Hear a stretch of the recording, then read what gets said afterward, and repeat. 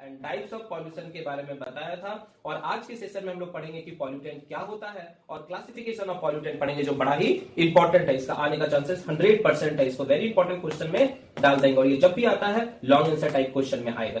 ठीक है, तो चलिए स्टार्ट करते हैं। पॉल्यूटेंट होता क्या है? तो हिंदी में पॉल्यूटेंट को कहते हैं प्रदूषक, मतलब प्रदूषण करने वाला। डिफिनेशन क्या कहता है? कहता है द सब्सटेंसेस और agents which causes the pollution is called pollutant. इसका मतलब है कि ऐसा कोई भी एक्सटर्नल चीज, ऐसा कोई भी पदार्थ जिससे पॉल्यूशन बनता हो या पॉल्यूशन क्रिएट होता हो, ऐसे सारे सब्सटेंसेस को हम लोग क्या कहेंगे? पॉल्यूटेंट कहेंगे। जैसे एग्जांपल के तौर पर अगर मान लीजिए हम कोई ईंधन जला रहे हैं, ठीक है, कोयला जला रहे हैं, लकड़ी जला रहे हैं, या हम लोग जो है एग्रीकल्चर वेस्ट जला रहे हैं या प्लास्टिक जला रहे हैं, तो उसके जलने के कारण बहुत सारा हार्मफुल गैसेस निकल रहा है और वो हार्मफुल गैसेस जो है एयर में मिक्स हो रहा है, जिससे उस एयर का क्वालिटी खराब हो रहा है। तो हम कहेंगे कि वो सारा गैसेस जो कंबसन करने के कारण निकल रहा है वो सारा का सारा पॉल्यूटेंट हो गया। तो पॉल्यूशन क्रिएट करने वाला कोई भी एक्सटर्नल चीज को हम लोग पॉल्यूटेंट कहेंगे। उसी तरह अगर पानी में आप क्या किए, कुछ कचरा डाल दिए, मिट्टी डाल दिए हैं, या हो सकता है आप कुछ केमिकल डाल दिए हो जिससे उस पानी का क्वालिटी खराब हो गया हो, अच्छा नहीं खराब हो चुका हो, तो हम कहेंगे वो सारा का सारा जो एजेंट है, वो सारा का सारा जो सब्सटेंसेस है, वो आपका पॉल्यूटेंट हो गया। ठीक है, उसी तरह अगर सॉइल में हम कुछ इंसेक्टिसाइड, पेस्टिसाइड या नॉन बायोडिग्रेडेबल कुछ सब्सटेंसेस, प्लास्टिक, ये सब डाल देते हैं जिससे उस सॉइल का फर्टिलिटी, प्रोडक्टिविटी खराब हो जाए, तो हम कहेंगे वो सारा का सारा सब्सटेंसेस जो है, वो सारा का सारा जो एलिमेंट है या एजेंट है, वह पॉल्यूटेंट हो गया। तो आई थिंक आपको पॉल्यूटेंट समझ में आ गया है। इसका मतलब यही समझना है कि अगर वाटर के, सॉइल के, एयर के क्वालिटी को कोई भी एक्सटर्नल चीज आके खराब कर दे तो उसको हम लोग क्या कहेंगे? पॉल्यूटेंट कहेंगे। एक्सेप्शन भी याद रखना है, ठीक है। जैसे पानी में अगर आप नमक, चीनी मिला रहे हैं तो उससे, या शरबत मिला रहे हैं, रसना मिला रहे हैं, तो उससे उसका क्वालिटी खराब नहीं हो रहा है, ठीक है, तो वो पॉल्यूटेंट के अंदर नहीं आएगा। क्लियर हो गया? चलिए नेक्स्ट डिफिनेशन क्या बता रहा हूं। The substances which are present in harmful concentration and is the agent who causes pollution is termed as pollutant। क्या कह रहा है? The substances which are present in harmful concentration, इसका मतलब है कि एयर में ऑलरेडी कार्बन डाइऑक्साइड प्रेजेंट होता है, नेचर के द्वारा दिया हुआ है, जो लगभग 0.03% होता है। पर हम लोग क्या कर रहे हैं कि उस एयर में कार्बन डाइऑक्साइड का मात्रा जो है बढ़ाते जा रहे हैं, नाइट्रोजन ऑक्साइड का मात्रा बढ़ाते जा रहा है, सल्फर ऑक्साइड का मात्रा बढ़ाते जा रहे हैं। तो अगर किसी गैसेस का जो परसेंटेज है, जो कंसेंट्रेशन है, वह जरूरत से ज्यादा हो जाए तो हम कहेंगे कि वो सारा का सारा सब्सटेंसेस जो है पॉल्यूटेंट के अंदर आ गया। तो क्या कह रहे हैं? The substances which are present in harmful concentration, मतलब जरूरत से ज्यादा आ गया, एंड इज द एजेंट, और वो ऐसा कोई बाहरी चीज है, who causes pollution is term as pollutant. Clear हो गया? तीसरा डिफिनेशन क्या कह रहा है? कहता है कि वेस्ट मटेरियल जो आप यूज नहीं कर रहे, that is called waste material. Waste material that pollute air, water and soil is known as pollutant. सीधा सिंपल भाषा में कहने का मतलब है कि ऐसा कोई भी वेस्ट मटेरियल, जैसे हम आपको भी एग्जांपल बताएं कि मान लीजिए आपके घर से बहुत सारा कचरा निकलता है, ठीक है, चाहे वह किचन से निकले, बाथरूम से निकले। बाथरूम से क्या है, आप देख रहे होंगे कि डिटर्जेंट है या सोप है, वो सारा का सारा जो है वेस्ट जो है वो डायरेक्ट आपका वाटर बॉडीज के साथ मिल जा रहा है। इसका मतलब है कि जो डिटर्जेंट है, जो साबुन है, उसमें बहुत सारा ऐसा केमिकल है जो डायरेक्ट क्या कर रहा है, आप नाला के थ्रू उसको जो है रिवर में छोड़ दे रहे हैं। तो वो क्या कर रहा है? रिवर के वाटर के क्वालिटी को खराब कर रहा है। तो वो चीज क्या हो गया? आपका पॉल्यूटेंट हो गया। तो सिंपल भाषा में कह रहा है कि waste material that pollute air, water and soil is known as pollutants. Okay, and they could be in any form like solid, liquid and gaseous. आपके घर से बहुत सारा ऐसा कचरा निकल रहा है जो सॉलिड फॉर्म में है ना। जैसे उस सॉलिड में क्या है, दो तरह का कचरा है, एक बायोडिग्रेडेबल है, एक नॉन बायोडिग्रेडेबल है। बायोडिग्रेडेबल का मतलब है कि कुछ समय के बाद जो है उसको बैक्टीरिया या और भी कोई प्रोसेस से जो है डिकम्पोज होकर सॉइल में मिल जा रहा है। दूसरा है नॉन बायोडिग्रेडेबल में, जिसमें कि प्लास्टिक आ गया है, मेटल का कैन आ गया है, ग्लास आ गया है, ये सब क्या है? नॉन बायोडिग्रेडेबल है, मतलब बहुत लंबे समय तक चलेगा तब जाकर उसका कहीं डिकम्पोजिशन होगा। तो ये सॉलिड फॉर्म में। लिक्विड फॉर्म में क्या हो गया? आपके किचन से, बाथरूम से बहुत सारा केमिकल निकल रहा है वाटर के थ्रू, तो वो लिक्विड फॉर्म में आ गया। गैसियस फॉर्म में हो सकता है कि आप अपने घर में जो है लकड़ी, गोईठा, कोयला या और भी कोई फ्यूल जला रहे हो जिससे गैसियस पार्टिकल निकल रहा है, तो वो भी क्या कर रहा है? पॉल्यूशन का काम कर रहा है। इवन आपकी किचन से भी बहुत सारा गैसेस निकलता है, तो वो भी क्या कर रहा है? पॉल्यूशन का काम कर रहा है। तो आई थिंक आपको डिफिनेशन ऑफ पॉल्यूटेंट पूरे अच्छे से समझ में आ चुका होगा। चलिए अब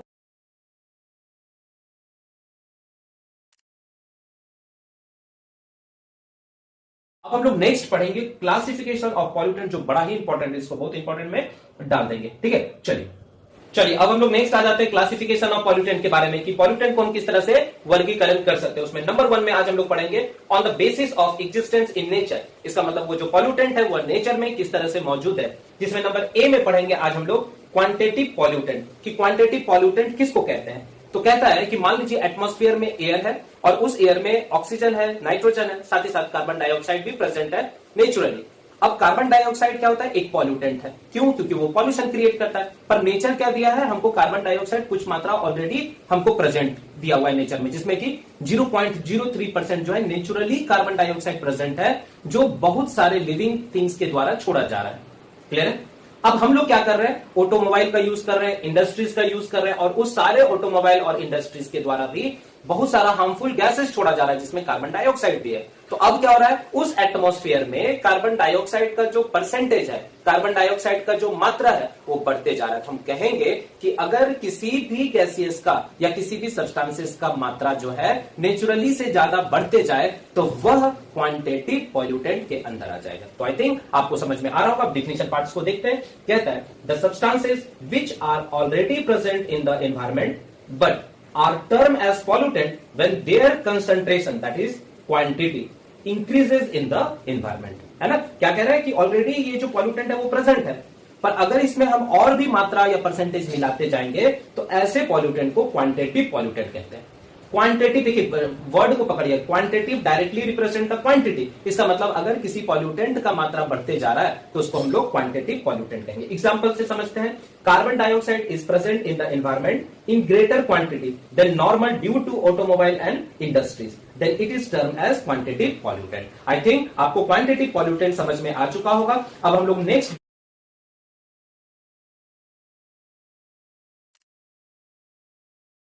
बी नंबर में क्या आ जाते हैं। बी नंबर में हम लोग पढ़ेंगे क्वालिटेटिव पॉल्यूटेंट किसको कहते हैं। तो क्वालिटेटिव पॉल्यूटेंट का मतलब होता है कि ऐसा कोई भी पॉल्यूटेंट जो नेचर में उसका एग्जिस्टेंस नहीं था, इसका मतलब नेचर में पहले से मौजूद नहीं था, पर ह्यूमन के द्वारा बहुत सारा केमिकल या मटेरियल यूज किया जाने लगा, जिसके कारण ये पॉल्यूशन क्रिएट हुआ। तो ऐसे पॉल्यूटेंट को हम लोग क्वालिटेटिव पॉल्यूटेंट कहेंगे। ठीक है, तो डिफिनेशन क्या कह रहा है, the substances which are not normally present in the environment and are added by human beings and pollute the environment is called qualitative pollutant। ठीक है, जैसे एग्जांपल के तौर पर अगर हम लोग एग्रीकल्चर में इंसेक्टिसाइड, पेस्टिसाइड ये सब का यूज कर रहे हैं, तो आप नोटिस किए होंगे कि इसके यूज करने के कारण बहुत सारा केमिकल या हार्मफुल गैसेस निकलता है, जो आपके एनवायरमेंट को नुकसान पहुंचा रहा है। ये किसके अंदर आ जाएगा, तो ये सारा पॉल्यूटेंट जो है क्वालिटेटिव पॉल्यूटेंट के अंदर आ जाएगा। पहला क्या था, क्वांटिटेटिव। क्वांटिटेटिव में क्या था कि पहले से वो पॉल्यूटेंट नेचुरली प्रेजेंट था और हम लोग क्या कर रहे थे, उसमें और परसेंटेज मिला रहे थे। और क्वालिटेटिव में क्या होगा कि ये पहले से कोई पॉल्यूटेंट था नहीं जब नेचर शुरुआती पीरियड में था, पर मॉडर्नाइजेशन, इंडस्ट्रियलाइजेशन या कह सकते हैं कि एग्रीकल्चर में हम लोग क्या कर रहे हैं, बहुत सारा वैसे केमिकल का यूज कर रहे हैं जिससे ये पॉल्यूटेंट क्रिएट हो रहा है। ऐसे सारे पॉल्यूटेंट को हम लोग क्या कहेंगे, क्वालिटेटिव पॉल्यूटेंट कहेंगे। तो आई थिंक आपको दोनों समझ में आ चुका होगा, मतलब एग्जिस्टेंस के आधार पर।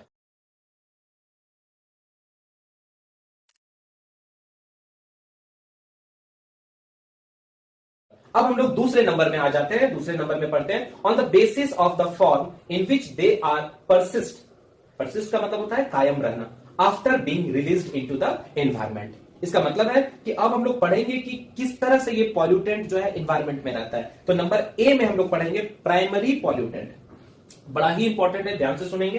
प्राइमरी पॉल्यूटेंट, प्राइमरी का मतलब होता है एकदम शुरुआती, या कोई भी सोर्सेस जो पॉल्यूशन क्रिएट कर रहा है और वो डायरेक्ट एनवायरमेंट में जाके उसको पॉल्यूट कर रहा है, तो सारा का सारा क्या है, प्राइमरी पॉल्यूटेंट के अंदर आ जाएगा। तो डिफिनेशन ध्यान से सुनेंगे। कहता है the substances which are directly emitted from the sources and remain in that form are term as primary pollutant. इसका मतलब है कि ऐसा कोई भी सोर्स जो पॉल्यूशन को छोड़ रहा है या जो पॉल्यूटेंट को छोड़ रहा है, जो इन्वायरमेंट में उसी तरह रह जा रहा है जिस तरह से वो छोड़ रहा है, तो वो सारा का सारा पॉल्यूटेंट क्या हो जाएगा, प्राइमरी पॉल्यूटेंट के अंदर आ जाएगा। तो डिफिनेशन क्या आपको बोला कि the substances which are directly emitted from the sources. इसका मतलब है कि मान लीजिए कोयला को जला रहे हैं, उस कोयला को जलाने से उससे जो स्मोक निकल रहा है, जो धुआं निकल रहा है, वो डायरेक्ट इस इन्वायरमेंट में ही जाके मिल जा रहा है। तो ये किसके अंदर आ जाएगा, प्राइमरी पॉल्यूटेंट के अंदर आ जाएगा। मान लीजिए कोयला जला रहे हैं, उस कोयला जलाने से हमको ऐश मिल रहा है, राख मिल रहा है, वो राख क्या हो जा रहा है, नेचुरली उसी तरह रह जा रहा है। तो ये भी किसके अंदर आ जाएगा, प्राइमरी पॉल्यूटेंट के अंदर आ जाएगा। आप कंस्ट्रक्शन साइट में देख रहे हैं बहुत सारा डस्ट पार्टिकल आपको दिख रहा है, वो भी उसी तरह इन्वायरमेंट में रह जा रहा है, तो वो भी किसके अंदर आ जाएगा, प्राइमरी के अंदर आ जाएगा। तो क्या डिफिनेशन क्या है, the substances which are directly emitted from the sources and remain in that form are term as primary pollutant. जिसमें एग्जांपल आप याद रखेंगे, smoke, dust, ash, nitric oxide, sulphur dioxide, ये सारा का सारा प्राइमरी पॉल्यूटेंट है। तो एक काम आप और यहां पर कर लेंगे कि जो एग्जांपल आप लिखे उसको वेरी इंपॉर्टेंट में डाल देंगे, क्योंकि ऑब्जेक्टिव में डायरेक्ट क्वेश्चन यहीं से आ जाएगा कि सल्फर डाइऑक्साइड किस तरह का पॉल्यूटेंट के अंदर आता है, तो उसमें आप प्राइमरी मार के आएंगे, ठीक है। या आपसे डायरेक्ट पूछ देगा स्मोक किस तरह के पॉल्यूटेंट के अंदर आ जाता है, तो वो आपका प्राइमरी पॉल्यूटेंट हो जाएगा। तो प्राइमरी पॉल्यूटेंट बस सिंपल यही याद रखना है कि सोर्स किसी भी सोर्स से निकला, चाहे आपको कंबसन करने से निकला, या आप कोई फर्टिलाइजर यूज कर रहे हैं उससे निकला, या वेस्ट मटेरियल से निकल रहा है, या आपके घर से जो पानी निकल रहा है उसमें जो पॉल्यूटेंट प्रेजेंट है उसके कारण, मतलब डायरेक्ट जो है वो आपको निकल रहा है और सारे इस एनवायरमेंट को पॉल्यूट कर रहा है, वो प्राइमरी पॉल्यूटेंट के अंदर आ जाएगा, ठीक है। नेक्स्ट आ जाते हैं बी नंबर में, सेकेंडरी पॉल्यूटेंट। सेकेंडरी पॉल्यूटेंट का मतलब होता है कि जो प्राइमरी पॉल्यूटेंट है और इन्वायरमेंट में जो भी कंस्टिट्यूएंट प्रेजेंट है, चाहे एयर हो, वाटर हो, सॉइल हो, या कोई भी चीज हो, या मिनरल्स हो, उसके साथ रिएक्ट करके एक नया सब्सटेंसेस बना दे रहा है, तो ऐसे पॉल्यूटेंट को सेकेंडरी पॉल्यूटेंट कहेंगे। क्लियर हो रहा है, डिफिनेशन देखेंगे। The substances which are formed by chemical reaction between the primary pollutant and constituent of the environment.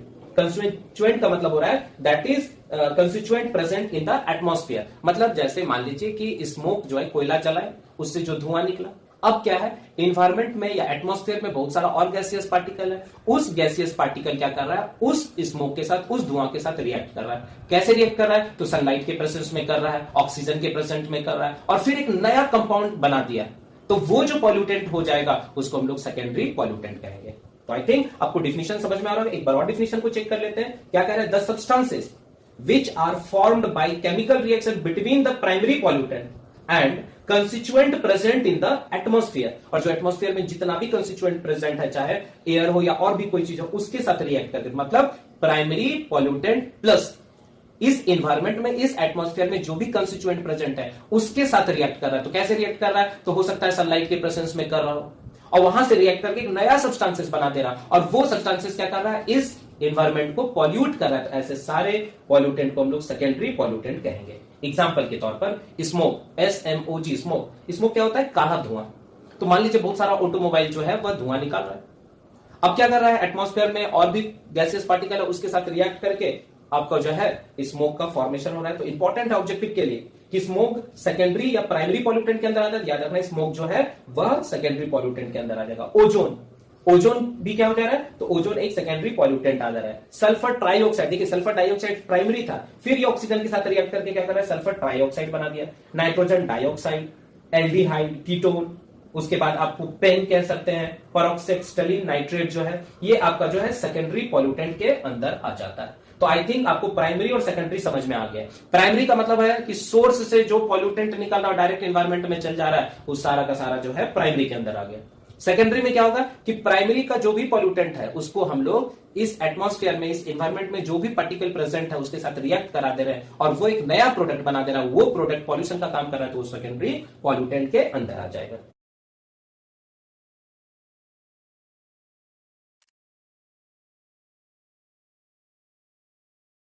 अब हम लोग तीसरे में आ जाते हैं, on the basis of disposal. इसका मतलब जो वेस्ट मटेरियल है उसको आप किस तरह से डिस्पोज करते हैं, नष्ट करते हैं, ठीक है। उसमें सबसे नंबर 1 में आ जाएंगे बायोडिग्रेडेबल पॉल्यूटेंट। बायोडिग्रेडेबल पॉल्यूटेंट कहने का मतलब होता है, डिफिनेशन अच्छे से सुनेंगे, कहता है the pollutants which are decompose by natural process, that is substances that can be broken into simpler substances by biological process are called biodegradable.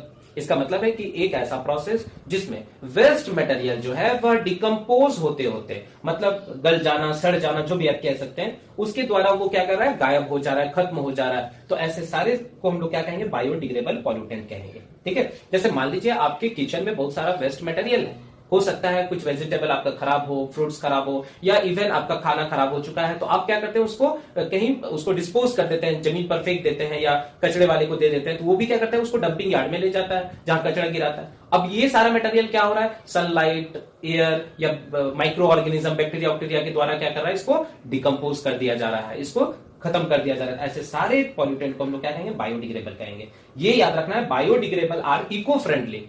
जितना भी बायोडिग्रेडेबल पॉल्यूटेंट है वो क्या करता है, आपके पॉल्यूशन को, मतलब आपके एनवायरमेंट को ज्यादा पॉल्यूट नहीं करता है, ठीक है, इसलिए इसको क्या कहते हैं, इको फ्रेंडली कहते हैं। एग्जांपल के तौर पर wood, paper, cotton, vegetable and fruits waste, domestic और म्युनिसिपल सीवेज। आप देख रहे होंगे कि जो डोमेस्टिक सीवेजेस होता है या म्युनिसिपल, वो भी कहीं ना कहीं जो है वो क्या होता है, गोबर गैस बनाने में यूज हो जाता है। तो ये सारा का सारा क्या है, बायोडिग्रेडेबल पॉल्यूटेंट के अंदर आ जाता है। चलिए अब next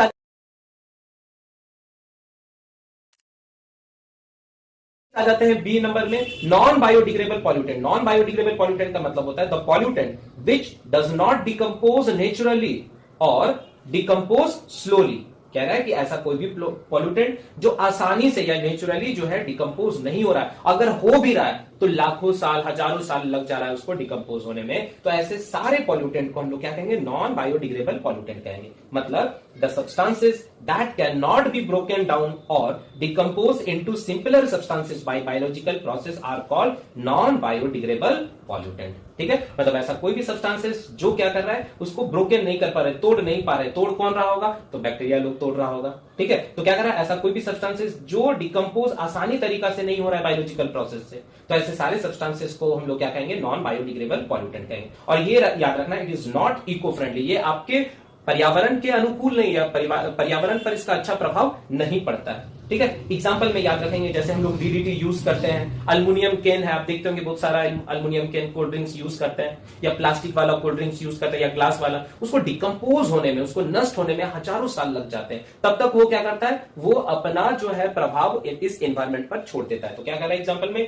DDT, aluminium can, glass, mercury, polythene bag, plastic, ये सारा जो सब्सटेंसेस है वो किसके अंदर आ जाएगा, नॉन बायोडिग्रेडेबल पॉल्यूटेंट के अंदर आ जाएगा। तो आई थिंक आपको आज पूरा पॉल्यूटेंट और क्लासिफिकेशन ऑफ पॉल्यूटेंट अच्छे से समझ में आ गया होगा। आप इसको अच्छे से अपने कॉपी में नोट डाउन कर लेंगे, क्योंकि ये बहुत ही इंपॉर्टेंट है आपके एग्जाम में आने के लिए। और सबसे इंपॉर्टेंट इसमें जो है इसका एग्जाम्पल है, जिसको आप बहुत अच्छे से याद रखेंगे, क्योंकि एग्जाम्पल डायरेक्ट आपके ऑब्जेक्टिव का क्वेश्चन बनता है। ठीक है, तो चलिए आज के लिए बस इतना ही रहने देते हैं। नेक्स्ट लेक्चर में हम लोग नए टॉपिक के साथ